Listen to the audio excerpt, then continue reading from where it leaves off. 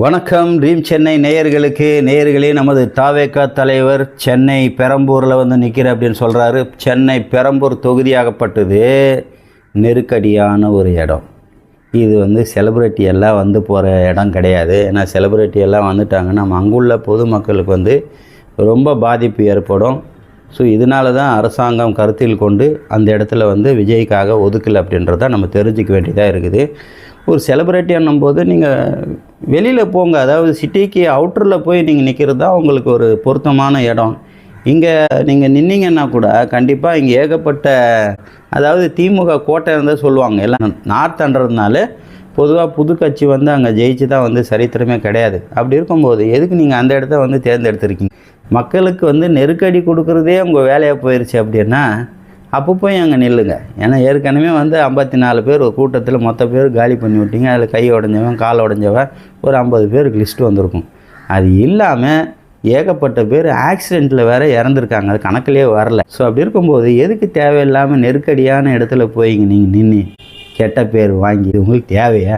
அம்மையார் ஜெயலலிதா கூட ஏன் அவங்க சென்னையில் நிற்கலாம், ஆனால் அவங்க ஏன் நிற்கல? அவங்க நேராக பர்கூர் அந்த சைடு போயிட்டாங்க. நாங்கள்லாம் ஃப்ரீயாக இருக்கோம். நீங்கள் 10,000 பேர் இல்லை 20,000 பேர் வந்தால் கூட பிரச்சனையே கிடையாது. ஜாலியாக வந்து இஷ்டத்துக்கு நீங்கள் வந்து சுற்றி அடிக்கலாம். பிரச்சாரத்தை பண்ணி கண்டிப்பாக அங்கே ஜெயிக்கிறதுக்கு உண்டான வாய்ப்புகள் கூட நிறைய இருக்குது. ஏன் திரு விஜயகாந்த் அவர்களே வந்து ஏன் வந்து விஷயத்தில் போய் நின்னார்?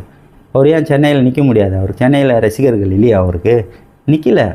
ஏன்னா அவருக்கு தெரியும், ஏன்னா நிறைய கூட்டம் அதிகமாக வரும், ஒரு நெருக்கடியான இடம் சிட்டி. அப்படி இருக்கும்போது மற்றவங்களுக்கு நம்ம பாதிப்பு ஏற்படுத்தக்கூடாது. அப்படி அதாங்க ஒரு அரசியல்வாதிக்கு அழகு. நீங்கள் வீம்புக்காக தேவையில்லாமல் சென்னையில் நிற்கணும்னா எப்படி சொல்லுங்கள்? தப்புங்க அதெல்லாமே. கண்டிப்பாக இந்த திட்டத்தை வந்து மாற்றுங்க, உங்கள் தொகுதியை வந்து மாற்றுங்க. மாற்றின வழியாக தான் நீங்கள் வந்து ஒரு நல்ல பேர் எடுத்துக்க முடியும், நீங்கள் ஜெயிக்கவும் முடியும்.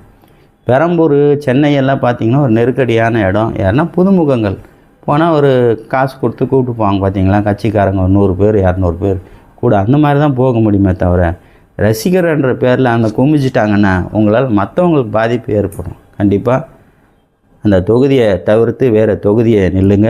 அது மட்டும் இல்லாமல் நீங்கள் வந்து அதிகாரிகளை மாற்றுங்க. அதிகாரிங்க மட்டும் என்ன பண்ணுவாங்க? மாற்றினா புது ஆள் வந்தால் மட்டும் என்ன பண்ணுவான்? பழைய ஆளுங்க இருக்கிறதுனால தான் அவங்களுக்கு வந்து கரெக்டான முறையில் வந்து உங்களை கைட் பண்ணுறானுங்க. புது ஆளுங்க வந்தால் அவனுக்கு ஒன்றுமே தெரியாது. நிற்கிறியாப்பா போய் நில்லு அப்படின்ட்டு கிட்டத்தட்ட கூட்டம் அதிகமாகி அங்கே நெருக்கடி ஆகி போய் அதில் ஒரு 10-15 பேர் செத்தாங்கன்னு வச்சுங்களேன், கண்டிப்பாக இந்த தடவை எலெக்ஷனில் இவங்க நிற்கவே விட மாட்டாங்க, தூக்கி ஜெயிலே தான் போடுவாங்க.